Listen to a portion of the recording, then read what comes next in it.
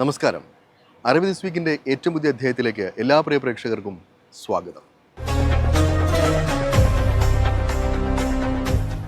കേവലം 12 വയസ്സിനുള്ളിൽ ഫാഷൻ രംഗത്ത് തൻ്റേതായ ഇടം കണ്ടെത്തിയ ഒരു കൊച്ചുമിടുക്കനെയാണ് ഇനി പരിചയപ്പെടുത്താൻ പോകുന്നത്. തിരുവനന്തപുരം സ്വദേശിയായ മാധവ് മുരളി. വിയറ്റ്നാമിൽ നടന്ന അന്താരാഷ്ട്ര ഫാഷൻ പേജൻറ്റിൻ്റെ 9ാമത് പതിപ്പിൽ UAE പ്രതിനിധീകരിച്ചാണ് മാധവ് മുരളി മിന്നും താരമായത്.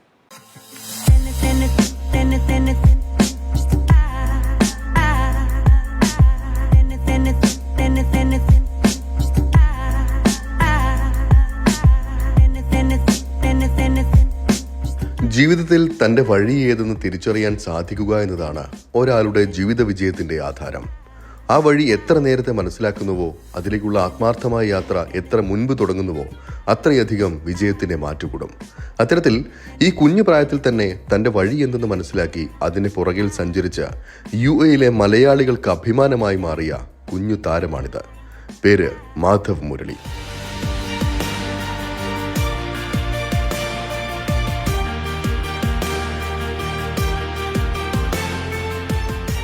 പന്ത്രണ്ട് വയസ്സ് മാത്രമുള്ള മാധവ് ഇന്ന് അന്താരാഷ്ട്ര ഫാഷൻ രംഗത്ത് തൻ്റെതായ വ്യക്തിമുദ്ര പതിപ്പിച്ചാണ് താരമാകുന്നത്.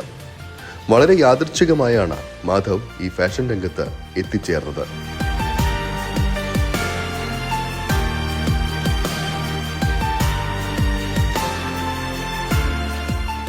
സ്വർണ്ണ മഹാൽ അവർ പുതിയതായിട്ട് ഇനാഗ്രേറ്റ് ചെയ്യായിരുന്നു. അപ്പോൾ അതിന് വേണ്ടിയിട്ട് ഒരു grand fashion show നടത്തിയായിരുന്നു.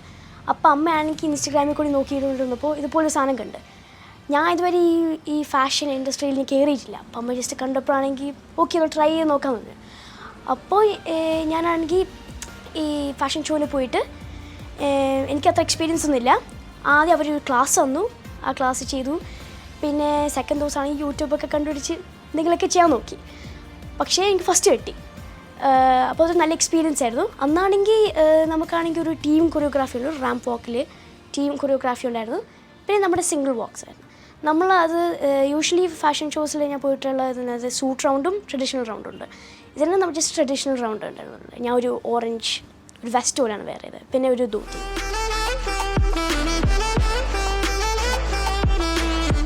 Thiruvananthapuram Christ Nagar സ്കൂളിലെ അധ്യാപകനാണ് മാധവിലെ കഴിവിനെ ആദ്യമായി മനസ്സിലാക്കിയതും മുന്നോട്ട് വരാനായി ഒരു അവസരം നൽകിയതും. അന്ന് മകൻ നന്നായി സംസാരിക്കുന്നുണ്ട് എന്നതുൾപ്പെടെ കണ്ട് മനസ്സിലാക്കിയ മാതാപിതാക്കൾ മാധവിന് വേണ്ട പിന്തുണ നൽകി കൂടെ നിന്നു. അതിനിടെയാണ് പോത്തീസിൽ വെച്ച് റാമ്പിൽ കയറാൻ അവസരം ലഭിക്കുന്നത്. ആദ്യമായി റാമ്പിൽ കയറുന്നത് അന്നാണെങ്കിലും മനോഹരമായി മാധവ് അത് കൈകാര്യം ചെയ്തു. അങ്ങനെ അന്ന് 1ാം സ്ഥാനം കരസ്ഥമാക്കുകയും ചെയ്തു. അന്ന് മകന്റെ ഈ പ്രകടനം സൂക്ഷ്മമായി നിരീക്ഷിച്ച അമ്മ വീണ മകനെ കൂടുതൽ പ്രോത്സാഹിപ്പിച്ച് കൂടെ നിന്നു. നേരത്തെ സ്കൂളുകളിൽ പ്രസംഗത്തിലും അഭിനയത്തിലും അടക്കം മകൻ ശോഭിക്കുന്നത് കണ്ട് മനസ്സിലാക്കിയ അമ്മ മകന് ഫാഷൻ രംഗത്ത് കൂടുതൽ ശോഭിക്കാനാകുമെന്ന് മനസ്സിലാക്കുകയായിരുന്നു. നഗർ ഇൻ്റർനാഷണൽ സ്കൂൾ ട്രിവാൻഡ്രത്തിൽ വെച്ചിട്ട് അവന് അന്ന് അവിടുത്തെ ഫാദർ പ്രിൻസിപ്പൽ ഇവനെ ചൂസ് ചെയ്തു ചിൽഡ്രൻസ് പ്രൈം മിനിസ്റ്ററായിട്ട്. And they made him give a speech to the entire school. So അന്നാണ് ഞാൻ അറിയുന്നത് he has got this talent first സ്റ്റാൻഡേർഡിൽ പഠിക്കുമ്പോൾ. സോ സിൻസ് ദെൻ എവിടെയാണോ ഒരു ഇത് കിട്ടുന്നത് എനിക്ക് അത് ഞാൻ അവൻ ആ സ്റ്റേജ് കൊടുക്കാൻ നോക്കും. അപ്പം നമ്മൾ കൂടുതൽ ആൾക്കാരെ കാണുന്നു, കൂടുതൽ സംസാരിക്കുന്നു. So it develops him. അപ്പം എന്താ പറയുക, അങ്ങനെയാണ് നമ്മളിവനെ ആ ഒരു ട്രാക്കിലേക്ക് കൊണ്ടു. പിന്നെ ഡ്രാമ അത് ഹെൽപ്പ് ചെയ്യും.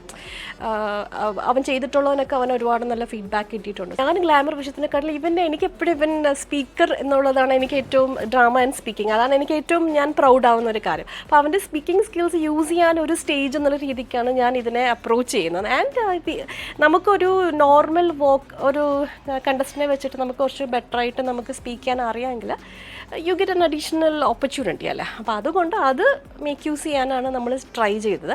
ആൻഡ് നേരത്തെ മാധു പറഞ്ഞ പോലെ നമുക്കിങ്ങനെ ഒരു തീരെ ഡിസിപ്ലിൻ ഇല്ലാത്ത ലൈഫ് പറ്റില്ല. എപ്പോഴും സ്വീറ്റ്സ് കഴിക്കുക, ഇഷ്ടമുള്ളപ്പോൾ ഉറങ്ങാൻ എണീക്കുക, അപ്പോൾ കണ്ണിൻ്റെ താഴെയൊക്കെ ഇത് വരും. പിന്നെ എക്സസൈസ് ചെയ്യണം, യു ഹാവ് ടു. ഇപ്പം തന്നെ മാധു കുറേ വർക്ക് ചെയ്യാനുണ്ട്. സോ അങ്ങനെയൊക്കെ നമ്മൾ കുറച്ച് അവെയർ ആവും.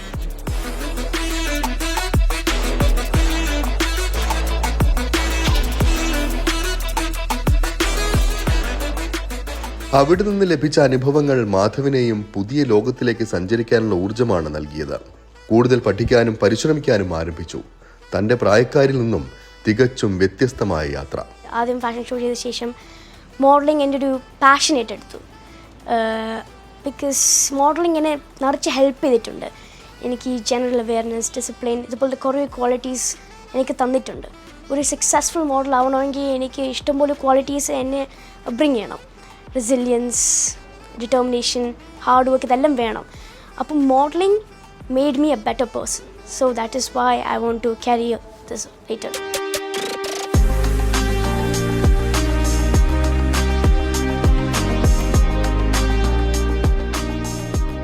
കേവലം റാമ്പിലൂടെയുള്ള നടത്തമല്ല ഫാഷൻ എന്നും മനസ്സിലാക്കും തോറും ഇത് കൂടുതൽ തന്റെ ജീവിതത്തിൽ വലിയ മാറ്റങ്ങൾ ഉണ്ടാക്കാൻ സഹായിക്കുന്നുണ്ടെന്നും മാധവ് പറയുന്നു. കഴിവുകളെ കൂടുതൽ പരിപോഷിപ്പിച്ചും പോരായ്മകളെ പരിശീലനത്തിലൂടെ മറികടന്നും മുന്നോട്ട് പോവുകയാണ് ഇന്ന് ഈ മിടുക്കൻ. ഒരു വീക്ക്നെസ് എൻ്റെ ഫിസിക്കാണ്. അപ്പം ഞാനാണെങ്കിൽ അത് സ്ലോലി വർക്ക് ഓൺ ചെയ്യുന്നുണ്ട്. പിന്നെ എപ്പോഴും ക്ലാസ് ഉള്ളപ്പോഴാണെങ്കിൽ as much as I can ഞാൻ ഫോക്കസ് ചെയ്ത് വർക്ക് ചെയ്യാറുണ്ട്. എൻ്റെ ബോഡി പോസ്ചർ, എൻ്റെ കോൺഫിഡൻസ്, ഇതെല്ലാം ഞാൻ വർക്ക് ചെയ്യാറുണ്ട്. For the past few months ആണെങ്കിൽ എൻ്റെ ക്യാരക്ടറും ബോഡി പോസ്ചർ എല്ലാം ടോട്ടലി ചേഞ്ച് ആവുകയാണ് ഈ മോഡലിങ്ങിന് വേണ്ടിയിട്ട്. ഫുഡ് ഹാബിറ്റ്സ് ഇതെല്ലാം അതിൻ്റെ ഒരു ഭാഗമാണ്. അതിന് വേണ്ടിയിട്ട് ഞാൻ വർക്ക് ചെയ്യുന്നുണ്ട്. ഏറ്റവും ഒടുവിൽ junior model international world finals 2025 വിഭാഗത്തിൽ 25 രാജ്യങ്ങളിൽ നിന്നുള്ള കുട്ടികൾക്കൊപ്പം മത്സരിച്ചാണ് വിയറ്റ്നാമിലെ ദനാങ്ങിൽ മാധവ് സൗന്ദര്യ കിരീടം ചൂടിയത്. ദേശീയ റൗണ്ടിൽ UAEയുടെ ദേശീയ പക്ഷി ഫാൽക്കണിനോട് സാദൃശ്യമുള്ള വേഷത്തിലായിരുന്നു മാധവ് വേദിയിലെത്തിയത്. ഫസ്റ്റ് റണ്ണറപ്പ് പദവിയാണ് മാധവ് കരസ്ഥമാക്കിയത്.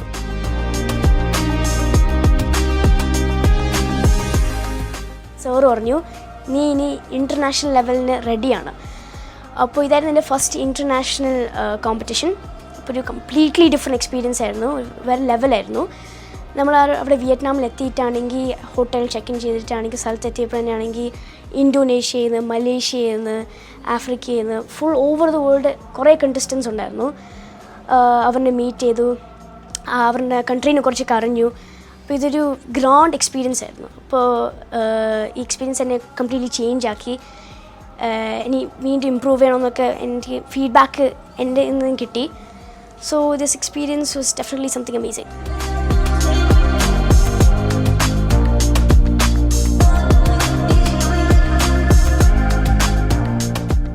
ഒരു ഗ്രാൻഡ് ഇവൻ്റ് ആയിരുന്നു. ദേ വർ ജഡ്ജസ് ഫ്രം 7 countries. ഇഷ്ടംപോലെ കൊറിയോഗ്രാഫേഴ്സ് ഉണ്ടായിരുന്നു നമ്മുടെ ടീം വർക്ക് ഒക്കെ മാനേജ് ചെയ്യണത്. It was very difficult. നമ്മുടെ കോമ്പറ്റീഷൻ എന്ന് വെച്ചാൽ നമ്മുടെ കാറ്റഗറിയിലുള്ള കോമ്പറ്റീഷൻ ഭയങ്കര കോമ്പറ്റീഷൻ ആയിരുന്നു. 4 റൗണ്ട്സ് ഉണ്ടായിരുന്നു. നമ്മുടെ ക്വസ്റ്റ്യൻ ആൻസേഴ്സ്, നമ്മുടെ ടാലൻറ്റ് റൗണ്ട്, പിന്നെ ജസ്റ്റ് മീറ്റിംഗ് ഗ്രീറ്റ്, പിന്നെ നാഷണൽ എക്സിബിഷൻ, പിന്നെ വാക്ക്. അപ്പോൾ ഈ 4 റൗണ്ട്സിലാണെങ്കിൽ നമ്മൾ മറ്റേ തന്നെ ടോപ്പ് ആക്കണം. അപ്പോൾ ദാറ്റ് വാസ് വെരി ഹാർഡ്. ചില റൗണ്ട്സിൽ ഞാൻ ബെസ്റ്റ് ആയിരുന്നു, ചില റൗണ്ട്സിൽ ഞാൻ സെക്കൻഡ് ആയിരുന്നു. അപ്പോൾ നമ്മുടെ ഫൈനൽ റിസൾട്ട് വരുമ്പോൾ ഞാൻ അത് was waiting for it. Was a moment of desperation. നിങ്ങൾക്ക് അറിഞ്ഞാൽ മതി, കുറേ ഹാർഡ് വർക്ക് ഇട്ടിട്ട് was a course of 4 days ഈ കോമ്പറ്റീഷൻ. അപ്പോൾ ഇത്ര ഹാർഡ് വർക്ക് ഇട്ടിട്ട് എങ്ങനെ വരണമെന്ന് വെച്ചിട്ട് കാത്ത് നിൽക്കുകയായിരുന്നു. It was an experience. More than the result, the experience ആയിരുന്നു എന്നെ. UAE പ്രതിനിധീകരിച്ച് ഇത്രയും വലിയ വേദിയിലെത്താൻ സാധിച്ചതിൽ അഭിമാനവും സന്തോഷവും ഉണ്ടെന്നും മോഡലിംഗിലും അഭിനയത്തിലും ഇനിയും കൂടുതൽ മുന്നേറണമെന്നാണ് മനസ്സിലെന്നും അതിനായി ആത്മാർത്ഥമായി ശ്രമിക്കാനാണ് തീരുമാനമെന്നും പറഞ്ഞു വെക്കുന്നു ഈ കൊച്ചുമിടുക്കൻ. ഞാൻ റിപ്രസെൻറ്റ് ചെയ്ത് ഒരു ഇൻ്റർനാഷണൽ ലെവലിൽ കൊണ്ടുവരുന്ന അതന്നെ എനിക്കൊരു ഭയങ്കര താങ്ക്ഫുൾ ആയിരുന്നു. ഇത്രയും പ്രസ്റ്റീജിയസ് ഇവൻറ്റ്, ഇത്ര അടിപൊളി സ്റ്റേജിൽ എനിക്ക് നടക്കാൻ പറ്റിയത് ഐ എം വെരി താങ്ക്ഫുൾ. എൻ്റെ മെൻറ്റർ, എൻ്റെ കോച്ച്, എൻ്റെ ഫാമിലി എല്ലാവരും എന്നെ സപ്പോർട്ട് ചെയ്ത് ആണ് ഈ സ്റ്റേജിൽ എന്നെ കൊണ്ടുവന്നത്. So I am very thankful for them. ഇപ്പോൾ എനിക്കാണെങ്കിൽ ഈ മോഡലിങ്ങും ആക്ടിങ്ങും ഡ്രാമയാണ് ഞാനിപ്പോൾ ചെയ്തുകൊണ്ടിരിക്കുന്നത്. മൂവി ഓപ്പർച്യൂണിറ്റീസ് ഞാൻ എപ്പോഴും സെർച്ച് ചെയ്തുകൊണ്ടിരിക്കുകയാണ്. ഓഡിഷൻസൊക്കെ ഞാൻ എപ്പോഴും ചെയ്യുന്നുണ്ട്. പിന്നെ ഡ്രാമ എനിക്ക് ഭയങ്കര ഇഷ്ടമാണ്. സ്കൂളിലായാലും പിന്നെ ഒരു ഡ്രാമ ഇൻസ്റ്റിറ്റ്യൂട്ടിൽ ഞാൻ ഡ്രാമ ചെയ്യാറുണ്ട്. പിന്നെ മോഡലിംഗ് ആണെങ്കിൽ ഫാഷൻ ഷോസൊക്കെ ഇപ്പോൾ കേൾക്കുമ്പോൾ അപ്പോൾ തന്നെ ഞാൻ രജിസ്റ്റർ ചെയ്ത് കയറും. അതിന് വേണ്ടിയിട്ട് എന്തായാലും വർക്ക് ഔട്ട് ചെയ്യണുണ്ട്. അപ്പോൾ ആ ഒരു കേസിലാണ് ഞാൻ കൊണ്ടുപോകണം.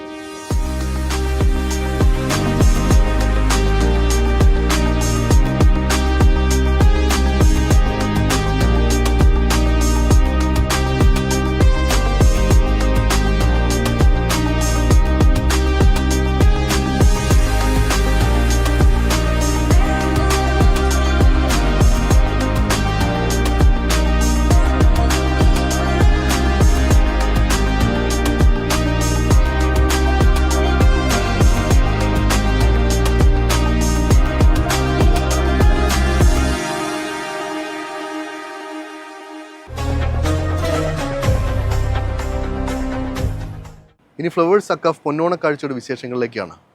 പൊന്നോണക്കാഴ്ചയ്ക്കുള്ള ഒരുക്കങ്ങൾ പുരോഗമിക്കുകയാണ് ദുബായിൽ. വിവിധ കമ്മിറ്റികളുടെ യോഗങ്ങൾ ഓരോ ദിവസവും തകൃതിയായി നടക്കുകയാണ്.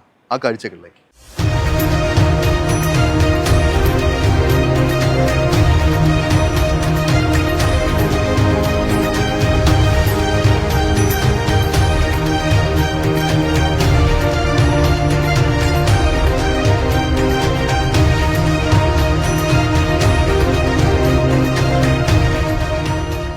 പ്രിയപ്പെട്ടവരെ, ഇതൊരു വലിയ ആഘോഷമാണ്. അക്കാഫിൻ്റെ 27 വർഷത്തെ ചരിത്രത്തിലെ ഏറ്റവും വലിയ ഓണം ദുബായ് ട്രേഡ് സെൻറ്ററിൽ നടക്കുകയാണ്.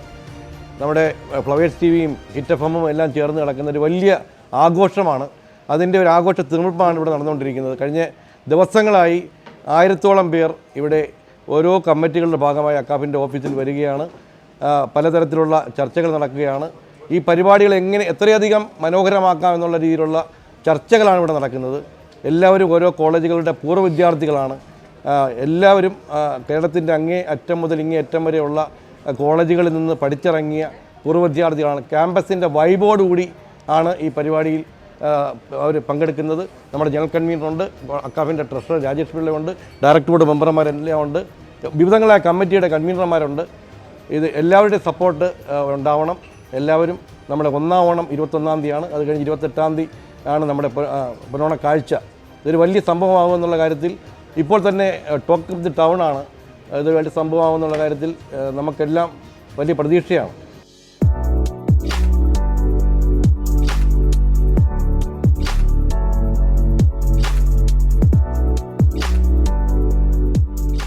ഇതിൽ ഞങ്ങൾ 27 മദേഴ്സിനെ കൊണ്ടുവരുന്നുണ്ട് നാട്ടിൽ നിന്ന്. കൂടാതെ ഞങ്ങൾ ഒരു കാറ് കൂടെ പ്രസൻറ്റ് ഈ വർഷം പുതുതായിട്ട് പ്രൈസായിട്ട് വെക്കുന്നുണ്ട്. ഇതെല്ലാം കൂടെ കൂടിയിട്ട് ഇത്രയും മനോഹരമായിട്ടുള്ള ഒരു ഓണ പരിപാടി ഇതിനു മുന്നേ ആരും കണ്ടിട്ടുണ്ടാവില്ല. ഏകദേശം 15,000-ഓളം പേരെ നമ്മൾ പ്രതീക്ഷിക്കുന്ന ആ ഒരു ഇവൻറ്റിൽ ഏകദേശം 600-700-ഓളം കമ്മിറ്റി അംഗങ്ങളുടെ, ഞങ്ങൾ പറയുന്ന ഓണപ്പോരാളികളെന്നാണ്, ഓണപ്പോരാളികളുടെ ഒരു മീറ്റിങ്ങുകളാണ് ഇവിടെ നടന്നുകൊണ്ടിരിക്കുന്നത്. 30-ഓളം കമ്മിറ്റികൾ കഴിഞ്ഞ 3 മാസമായിട്ട് എണ്ണയിട്ട യന്ത്രം പോലെ പ്രവർത്തിച്ചുകൊണ്ടിരിക്കുന്നു.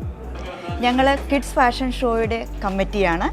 ഞങ്ങൾക്ക് കിഡ്സ് ഫാഷൻ ഷോയിൽ ഏകദേശം ഒരു 150 രജിസ്ട്രേഷനോളം ഉണ്ട്. നമുക്ക് 4 കാറ്റഗറിയാണ് ഈ കിഡ്സ് ഫാഷൻ ഷോയിലുള്ളത്. Up to 5, 5 to 10, 10 to 13, 13 to 16. ഇതിൽ നമ്മുടെ കമ്മിറ്റി എന്ന് പറഞ്ഞാൽ വളരെ സ്ട്രോങ് ആയിട്ടുള്ള ഒരു കമ്മിറ്റിയാണ്. നമ്മൾ ഈ കിഡ്സ് ഫാഷൻ ഷോ എന്ന് പറയുന്നത് ജസ്റ്റ് ഒരു ഷോ മാത്രമായിട്ടല്ല നമ്മളിതിനെ കണക്കാക്കിയിരിക്കുന്നത്. നമ്മുടെ അക്കാഫിലെ മെമ്പേഴ്സിൻ്റെ കുട്ടികൾക്കും അവരുടെ പേരൻസിനും ഉള്ള ഒരു വലിയൊരു അവസരമാണ്. അവർക്കൊരു പ്രൈഡ് മൊമെൻ്റാണിത്.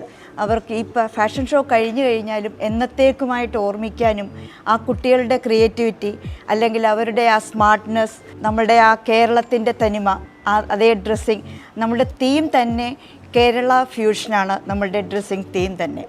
അപ്പോൾ അതിൻ്റെ ഒരു നല്ലൊരു മെമ്മറി നമ്മൾ കൊണ്ടുവരിക എന്നുള്ളതാണ് അക്കാഫിൻ്റെ 2025 പൊന്നോണ കാഴ്ചയുടെ ഒരു ലക്ഷ്യം.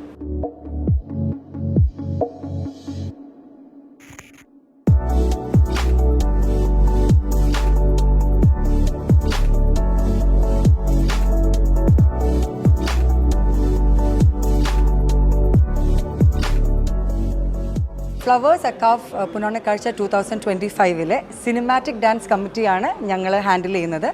ഞങ്ങൾ 13 മെമ്പേഴ്സാണ് ഈ കമ്മിറ്റിയിലുള്ളത്. ഏകദേശം ഞങ്ങൾക്ക് 20 കോളേജിൽ നിന്ന് രജിസ്ട്രേഷൻ വന്നു. അതിൽ നിന്ന് നമ്മളിപ്പോൾ സെലക്ട് ചെയ്തിട്ട് in terms of first come first basis ചെയ്ത് നമ്മളിപ്പം ഏകദേശം 13 കോളേജുകളാണ് അന്ന് 28-ാം തീയതി സ്റ്റേജിൽ പെർഫോം ചെയ്യാൻ പോകുന്നത്. അപ്പോൾ അതിൻ്റെ ഒരു ഭാഗമായിട്ട് ഓൾറെഡി ഞങ്ങൾ ഏകദേശം ഒരു 80% ഞങ്ങളുടെ മെയിൻ വർക്കുകളൊക്കെ കഴിഞ്ഞു. എങ്കിലും ഇത് വൺ ഓഫ് ദി അട്രാക്റ്റീവ് പ്രോഗ്രാംസാണ് അന്നത്തെ ഒരു ദിവസത്തെ. അതുകൊണ്ട് തന്നെ അതിൻ്റെ ബാക്ക്ഗ്രൗണ്ടിൽ എന്തൊക്കെ കാര്യങ്ങൾ ശ്രദ്ധിക്കണോ ആ രീതിയിലെല്ലാം ഓരോ കോർഡിനേറ്റേഴ്സും അല്ലെങ്കിൽ ഓരോ ജോയിൻറ്റ് കൺവീനേഴ്സും ആ ഉത്തരവാദിത്തം ഏറ്റവും ഭംഗിയായിട്ട് ചെയ്യുന്നുണ്ട്. ആ ഒരു ദിവസം ഏറ്റവും വൃത്തിക്ക് തന്നെ എല്ലാവർക്കും സന്തോഷമായിട്ട് അത് ആസ്വദിക്കാനും ഒരു നല്ലൊരു വിഷ്വൽ ട്രീറ്റ് കാഴ്ചവെക്കാനാണ് ഞങ്ങളെല്ലാവരും ശ്രമിക്കുന്നത്, സഹകരിക്കുന്നത്. ഞങ്ങളിവിടെ കോളേജുകൾക്ക് പൊന്നോണ കാഴ്ചയുടെ ടിക്കറ്റും എൻട്രി കൂപ്പണും കൊടുത്തുകൊണ്ടിരിക്കുകയാണ്. ഞങ്ങളിവിടെ കൊടുക്കുന്നത് ഒരു സദ്യ കൂപ്പണും അതിൻ്റെ കൂടെ ഒരു എൻട്രി പാസുമാണ്. സദ്യ കൂപ്പണിൻ്റെ കൂടെ ഒരു നിസാൻ കിക്സിൻ്റെ റാഫിൾ ഡ്രോവും കൂടി ഉണ്ട്.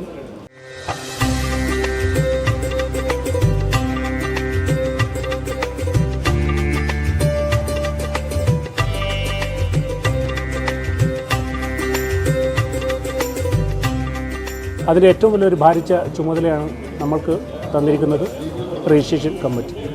എല്ലാ പങ്കെടുക്കുന്നവരെയും രജിസ്റ്റർ ചെയ്ത് അതാത് സമയങ്ങളിൽ അതാത് കമ്മിറ്റിക്ക് നമ്മൾ ഷെയർ ചെയ്യുന്നുണ്ട്. കാര്യങ്ങളൊക്കെ വളരെ ഭംഗിയായിട്ട് പോകുന്നുണ്ട്. നമ്മുടെ കമ്പയർഡ് ടു ലാസ്റ്റ് ഇയർ നമ്മൾ ഈ വർഷത്തെ രജിസ്ട്രേഷൻ വളരെ ഭംഗിയായിട്ടുണ്ട്. ഏറ്റവും കൂടുതൽ പങ്കാളികൾ നമ്മൾ ഈ പ്രാവശ്യം എത്തിയിട്ടുണ്ട്. എല്ലാ കാര്യങ്ങളും വളരെ ഭംഗിയായിട്ട് പോകുന്നുണ്ട്. നമ്മുടെ എല്ലാ ജോയിൻറ്റ് കൺവീനേഴ്സ് ആയാലും കോർഡിനേറ്റേഴ്സ് ആയാലും വളരെ സജീവമായിട്ട് വളരെ ആക്റ്റീവായിട്ട് അവർ ഇതിൽ വളരെ ഡെഡിക്കേഷനോടുകൂടി എല്ലാ കാര്യങ്ങളും ചെയ്ത് തരുന്നുണ്ട്. അതുപോലെ ഒരു കമ്മിറ്റിക്കും യാതൊരു പ്രശ്നവുമില്ലാത്ത രീതിയിൽ നമ്മുടെ രജിസ്ട്രേഷൻ വളരെ ഭംഗിയായിട്ട് പോവുകയാണ്.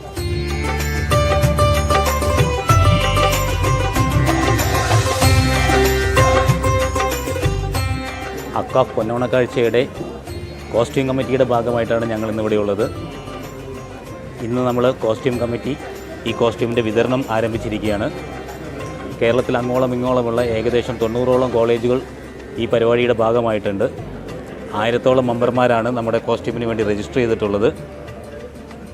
നമ്മുടെ ടീമിൻ്റെ ഒരു കളക്റ്റീവ് എഫേർട്ടോടെ നമുക്കിത് ഒരു ടൈം ലിമിറ്റിനകത്ത് വെച്ചുകൊണ്ട് തന്നെ ചെയ്ത് തീർക്കാൻ പറ്റിയിട്ടുണ്ട്. ബോർഡ് മെമ്പേഴ്സ്, ജനറൽ കൺവീനേഴ്സ് എല്ലാവരും ചേർന്നിട്ട് നമ്മൾ ഇന്ത്യയിൽ നിന്നാണ് വളരെ ക്വാളിറ്റി ഫാബ്രിക് വെച്ച് തന്നെയാണ് ഈ മെറ്റീരിയൽ എടുത്തിട്ടുള്ളത്. എത്രയും പെട്ടെന്ന് വിത്തിൻ ദ നെക്സ്റ്റ് 2 days നമ്മളിത് മെമ്പേഴ്സിനെല്ലാം ഡിസ്ട്രിബ്യൂട്ട് ചെയ്ത് നമ്മുടെ ഓണം എല്ലാവരും ഒരേ നിറത്തിൽ, ഒരേ സ്വരത്തിൽ, ഒരേ ചിന്തയോടെ ഒന്നിച്ചൊരോണം ആഘോഷിക്കുന്ന ഒരു മുഹൂർത്തത്തിന് വേണ്ടി ഞങ്ങളെല്ലാവരും കാത്തിരിക്കുകയാണ്.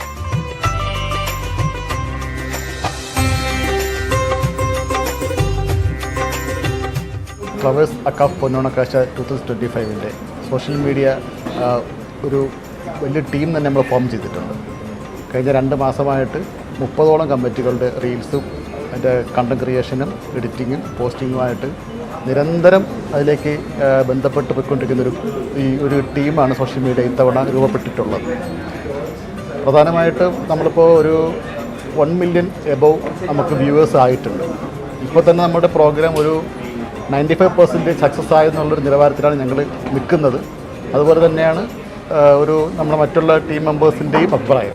4ാം തവണയാണ് അക്കാഫ് വേൾഡ് ട്രേഡ് സെൻറ്ററിൽ ഓണം നടക്കുന്നത്. അപ്പോൾ തന്നെ അതിൻ്റെ ഒരു ലെഗസി മനസ്സിലാവുമല്ലോ. ഇത്തവണ അത് കുറച്ചുകൂടെ കളറാക്കാൻ വേണ്ടിയിട്ട് നമ്മുടെ സ്പോൺസേഴ്സും നമ്മുടെ പാർട്ട്നേഴ്സും എല്ലാവരും വലിയ ആൾക്കാരാണ്. ഇത്തവണ നമുക്ക് 27ാമത്തെ ഓണമായതുകൊണ്ട് 27 അമ്മമാരും കൂടാണ്ട് ഒരുപാട് ഗെയിംസും, ട്രഡീഷണൽ ഗെയിംസ് ആവട്ടെ, പ്രൊസഷൻ ആവട്ടെ, വേൾഡ് ട്രേഡ് സെൻറ്റർ നല്ല ഒച്ചയും ബഹളമായിട്ടായിരിക്കും വന്നു പോകുന്നത്.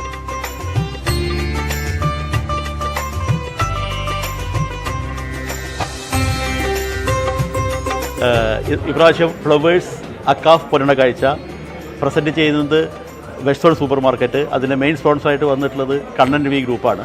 അപ്പോൾ സ്പോൺസേഴ്സിന് ഒരുപാട് നന്ദിയുണ്ട്. ഇതിൽ നമ്മൾ ഇപ്രാവശ്യം ഓണം കളറാക്കാൻ വേണ്ടിയിട്ട് ഒരു വ്യത്യസ്തമായ ഒരു കാര്യം ചെയ്യുന്നുണ്ട്. ഒരു മെഗാമേളം, 400-ൽ പരം ചെണ്ടക്കാരും ഒരുപാട് വേഷങ്ങളും ഒക്കെ ഉള്ള ഒരു മെഗാമേളമാണ് നമ്മൾ ഇപ്രാവശ്യം പ്ലാൻ ചെയ്തിട്ടുള്ളത്. അപ്പോൾ അതിന് എല്ലാ കോളേജുകളിലും സഹകരണം നമുക്കുണ്ടാവും. അപ്പോൾ അവിടെ കൂടുന്ന എല്ലാ പ്രൊഫഷണൽ ആൾക്കാരും ചെണ്ടക്കാരെല്ലാവരും കൂടി വന്ന് ഒരു മെഗാമേളം പ്ലാൻ ചെയ്യുന്നുണ്ട്. തീർച്ചയായിട്ടും അത് ആദ്യമായിട്ടാണ് നമ്മൾ ചെയ്യുന്നത്. അത് വലിയൊരു സംഭവമായിട്ട് മാറട്ടെ എന്ന് പ്രതീക്ഷിക്കുന്നു. നമ്മൾ റിസപ്ഷൻ കമ്മിറ്റിയാണ്. നമ്മളിപ്പം ഇപ്പോൾ ഇവിടെ മീറ്റിങ്ങിന് കൂടിയിരിക്കുകയാണ്. എല്ലാവരും കൂടിയിട്ട് 28-നുള്ള ആക്ഷൻ പ്ലാൻ നമുക്ക് ഡിസൈഡ് ചെയ്യണം. നമ്മുടെ മെയിൻ റെസ്പോൺസിബിലിറ്റി എന്താണെന്ന് വെച്ചാൽ നമ്മുടെ ഗസ്റ്റിനെയും VIP സ്പോൺസേഴ്സ് എല്ലാവരെയും റിസീവ് ചെയ്യാം. അവർക്ക് വേണ്ട എല്ലാ കാര്യങ്ങളും ചെയ്തു കൊടുക്കാം.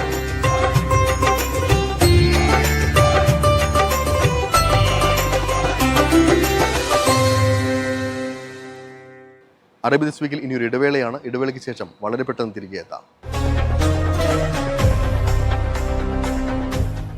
ദോഹയിൽ ഇസ്രായേൽ നടത്തിയ ആക്രമണത്തിനെതിരെ മേഖലയിൽ നിന്നുള്ള പ്രതിഷേധം ശക്തമാണ്. അടിയന്തര അറബ് ഇസ്ലാമിക് ഉച്ചകോടിക്കും പോയ വാരം ദോഹ വേദിയായി. ആ കാഴ്ചകളിലേക്കാണ് ഇനി കടക്കുന്നത്.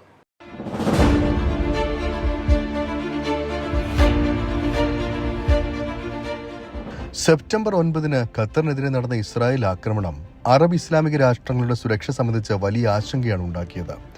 1990 സദാം ഹുസൈന്റെ കുവൈറ്റ് അധിനിവേശത്തെ തുടർന്ന് ഗൾഫ് രാജ്യങ്ങളുടെ സുരക്ഷ ഉറപ്പുവരുത്താൻ ഖത്തർ ഉൾപ്പെടെ 4 ഗൾഫ് രാജ്യങ്ങളിൽ സൈനിക താവളം ആരംഭിച്ച അമേരിക്കയുടെ കൺവെട്ടത്ത് നടന്ന ആക്രമണത്തിൽ ഖത്തർ ആഭ്യന്തര സുരക്ഷാ വിഭാഗ മേധാവിയും 5 ഹമാസ് നേതാക്കളും ഉൾപ്പെടെ 6 പേർ കൊല്ലപ്പെട്ടപ്പോൾ ആക്രമണത്തെക്കുറിച്ച് അറിഞ്ഞില്ല എന്നായിരുന്നു അമേരിക്കൻ പ്രസിഡന്റ് ഡൊണാൾഡ് ട്രംപിന്റെ ആദ്യ പ്രതികരണം. എന്നാൽ തൊട്ടു പിന്നാലെ ആക്രമണത്തെക്കുറിച്ച് ഖത്തറിന് വിവരം നൽകിയിരുന്നതായി പതിവ് പോലെ അദ്ദേഹം ആദ്യ പ്രസ്താവന തിരുത്തി. എന്നാൽ ഖത്തർ ഔദ്യോഗികമായി തന്നെ ഈ വാദം നിഷേധിക്കുകയായിരുന്നു. ലോക ചരിത്രത്തിലെ തന്നെ ഏറ്റവും വലിയ വംശഹത്യയ്ക്ക് വിധേയമായിക്കൊണ്ടിരിക്കുന്ന ഗസയിൽ സമാധാനം നടപ്പാക്കാൻ അമേരിക്കയുടെ കൂടി പങ്കാളിത്തത്തിൽ ദോഹയിൽ അനുരഞ്ജന ചർച്ചകൾ നടക്കുന്നതിനിടെയാണ് ഇസ്രായേൽ ഇത്തരമൊരു ആക്രമണത്തിന് തയ്യാറായത്. ഇത് വിഷയത്തിന്റെ ഗൗരവം ഒന്നുകൂടി വർദ്ധിപ്പിക്കുന്നതായിരുന്നു. എന്നാൽ ഈ ഉത്തരവാദിത്തത്തിൽ നിന്ന് ഒഴിഞ്ഞുമാറിയ അമേരിക്കയുടെ നിലപാട് ഗൾഫ് രാജ്യങ്ങൾ കേൾപ്പിച്ച ആഘാതം ചെറുതായിരുന്നില്ല. തുടർന്ന് ഖത്തർ പ്രധാനമന്ത്രി ഷെയ്ഖ് മുഹമ്മദ് ബിൻ അബ്ദുൾ റഹ്മാൻ അൽത്താനിയുടെ അധ്യക്ഷതയിൽ കഴിഞ്ഞ തിങ്കളാഴ്ച ദോഹയിൽ ചേർന്ന അറബ് ഇസ്ലാമിക് ഉച്ചകോടിയിൽ ഖത്തർ ആക്രമണത്തിനെതിരെ മുഴുവൻ അംഗരാജ്യങ്ങളും ഒറ്റക്കെട്ടായി നിലപാടെടുത്തത് അറബ് ഇസ്ലാമിക രാജ്യങ്ങൾക്കിടയിൽ പുതിയ ഐക്യം രൂപപ്പെടുന്നതിന് സൂചന കൂടിയായിരുന്നു.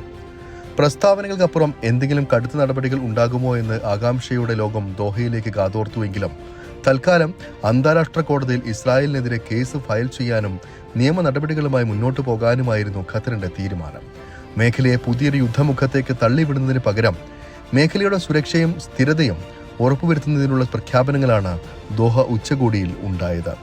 GCC രാഷ്ട്രങ്ങളുടെ സുരക്ഷയ്ക്കായി സംയുക്ത പ്രതിരോധ സംവിധാനം കൊണ്ടുവരാനുള്ള നീക്കങ്ങളും പുരോഗമിക്കുകയാണ്. അടിയന്തര അറബ് ഇസ്ലാമിക് ഉച്ചകോടിക്ക് ശേഷം ഖത്തർ അമീർ Sheikh Tamim bin Hamad Al ഥാനിയുടെ അധ്യക്ഷതയിൽ ചേർന്ന GCC സുപ്രീം കൗൺസിൽ സമ്മേളനത്തിലാണ് ഇത് സംബന്ധിച്ച തീരുമാനമുണ്ടായത്. സംയുക്ത പ്രതിരോധ സംവിധാനം നടപ്പാക്കാൻ ആവശ്യമായ സൈനിക നടപടികൾ സ്വീകരിക്കാൻ സംയുക്ത സൈനിക കമാൻഡിനും നിർദ്ദേശം നൽകിയിട്ടുണ്ട്. നിലവിൽ റിയാദ് ആസ്ഥാനമായാണ് സംയുക്ത കമാൻഡ് പ്രവർത്തിക്കുന്നത്. 2013 ഡിസംബറിൽ നടന്ന GCC ഉച്ചകോടിയിലാണ് GCCയിലെ 6 രാജ്യങ്ങളും ചേർന്ന് സംയുക്ത സൈനിക കമാൻഡിന് രൂപം നൽകിയിരുന്നത്. കമാൻഡിന് കീഴിലാണ് സംയുക്ത പ്രതിരോധ സംവിധാനം വികസിപ്പിക്കാനുള്ള ആലോചനകൾ നടക്കുക. പുതിയ പ്രതിരോധ സംവിധാനത്തെക്കുറിച്ചുള്ള വിശദവിവരങ്ങൾ ഇതുവരെ ലഭ്യമായിട്ടുമില്ല. ഇസ്രായേൽ ആക്രമണത്തിനെതിരെ ഖത്തർ സ്വീകരിക്കുന്ന എല്ലാ നടപടികൾക്കും GCC യോഗം ഐക്യദാർഢ്യം പ്രഖ്യാപിച്ചിട്ടുണ്ട്. ചുരുക്കത്തിൽ ഖത്തറിനെതിരായ ഇസ്രായേൽ ആക്രമണത്തോടെ കടുത്ത ആശങ്കയിലായ മലയാളികൾ ഉൾപ്പെടെയുള്ള പ്രവാസികൾക്ക് ആശ്വാസം നൽകുന്നതാണ് പുതിയ വാർത്തകൾ. തൽക്കാലം വലിയ സംഘർഷങ്ങളിലേക്ക് നീങ്ങാതെ സമവായത്തിലൂടെ പരിഹാരം കാണാനും അറബ് ഗൾഫ് മേഖലയുടെ സുരക്ഷ സംബന്ധിച്ച് കുറെ കൂടി ജാഗ്രതയോടെ മുന്നോട്ടു പോകാനും ഖത്തർ ഉൾപ്പെടെയുള്ള അറബ് ഗൾഫ് രാജ്യങ്ങൾക്ക് കഴിയട്ടെ എന്ന് ആശംസിക്കാം.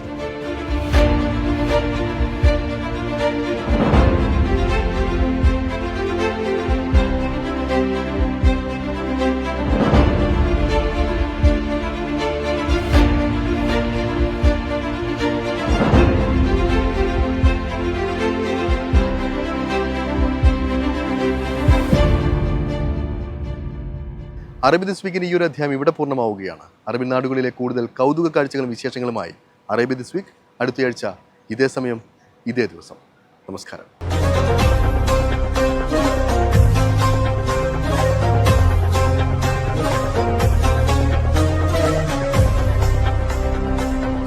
ലോകത്തെവിടെയായാലും ഏത് സമയത്തും 24 വാർത്തകളും ഓഗ്മെന്റഡ് റിയാലിറ്റി പാക്കേജുകളും എക്സ്പ്ലെയിനറുകളും വിശദമായി കാണാൻ ഞങ്ങളുടെ യൂട്യൂബ് ചാനൽ നിങ്ങൾക്ക് സബ്സ്ക്രൈബ് ചെയ്യാം.